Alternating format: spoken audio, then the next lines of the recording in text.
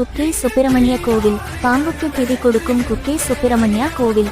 அமாவாசை உள்ளிட்ட குறிப்பிட்ட தினங்களில் நம் முன்னோர்களை திருப்திப்படுத்தும் வகையில் அவர்களின் நினைவாக கோவில் அல்லது குளம் உள்ளிட்ட நீர்நிலைகளில் திதி கொடுப்பது வழக்கம். தமிழகத்தில் இந்த முறை பரவலாக கடைபிடிக்கப்படுகிறது. ஆனால் பாம்புக்கு திதி கொடுக்கும் முறை குறித்து நீங்கள் கேள்விப்பட்டதுண்டா? ஆமாங்க, இங்கே ஒரு திருத்தலத்தில் பாம்புகளுக்கு திதி கொடுக்கப்படுகிறது. இதன் மூலம் சர்ப்பதோஷம் நீங்கும் என்று நம்பப்படுகிறது. வாருங்கள், அந்த கோவிலை நோக்கி பயணிப்போம். கர்நாடக மாநிலம் மங்களூருவில் அமைந்துள்ளது குக்கே சுப்பிரமணியா கோவில். இத்திருத்தலத்திலேயே பாம்புகளுக்கு திதி கொடுக்கும் வழக்கம் உள்ளது.